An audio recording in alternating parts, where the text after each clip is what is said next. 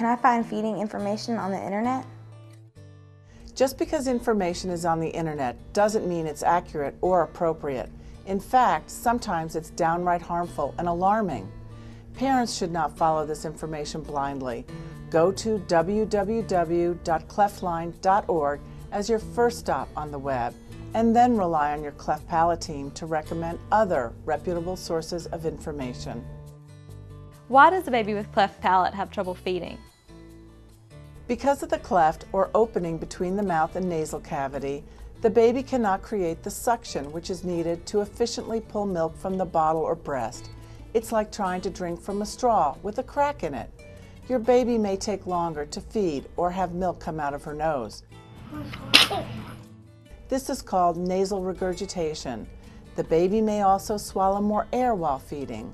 Because of these problems, you need to make some changes or adaptations in the way you feed your baby. How much should my baby eat? Your primary care provider will let you know how much breast milk or formula your baby should take. Usually, a full-term healthy newborn takes about 2 to 3 ounces of breast milk or formula per feeding, about 6 to 8 feedings per day.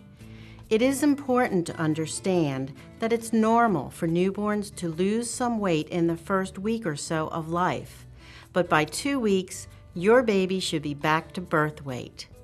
It's helpful to have your baby weighed once a week on the same set of scales for the first 1 to 2 months to make sure she is gaining weight properly. How long should a feeding take? A feeding shouldn't take more than 30 minutes. If your baby takes longer than this, it may mean she is working too hard and may actually be burning up some of the calories needed to gain weight. Try to feed your baby every 3 to 4 hours. If your baby feeds more frequently, say every 2 hours, she may just be snacking and may have problems gaining weight. Plus, you'll feel like you're feeding the baby all the time and both of you will be exhausted. How long can I let my baby sleep between feedings? Infants in the first weeks of life should not sleep longer than 3 to 4 hours between feedings. If the baby is receiving breast milk, more frequent feeds may be needed because breast milk is more quickly digested than formula. Once adequate fluid volumes and weight gain are achieved, the schedule can be relaxed to an on-demand feeding schedule. How long do I stay with a feeding method that's not working before I try something else? When switching nipples or feeding systems, allow up to 48 hours for your baby to adjust. Switching systems too often may cause your baby to get confused and more frustrated. Be sure to consult your cleft palate team or feeding specialist during this process. I see milk coming out of my baby's nose. What should I do? This is very common in babies with cleft palate. Hold your baby in a more upright position. This will decrease the amount of milk coming through the nose. Your baby may even sneeze or cough, which also clears the nose. Then continue feeding. You don't have to use a bulb syringe to suck milk out of the nose. The nose clears and cleans itself. Remember, nasal regurgitation is not dangerous and does not mean your baby is choking. Does my baby have acid reflux?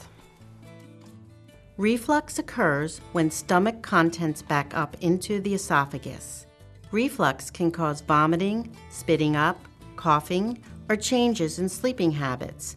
Reflux is different from nasal regurgitation when formula comes out of the nose during feeding. Your primary care provider should be consulted about your baby's reflux symptoms. A formula change or a thickening of the formula may be recommended, and in some cases medication may be prescribed to manage this problem. What is a cleft palate team and why should I have one? Babies born with cleft lip or palate often require a variety of treatments as they grow. A cleft palate team is comprised of surgery, pediatrics, nursing, feeding, speech, hearing, mental health, and other specialties unique to your baby's condition. By meeting with each other and staying in communication as your child grows, these healthcare providers can individualize and coordinate the best treatment options. You can find a cleft palate team in your area by going to cleftline.org or calling 1-800-24-CLEFT.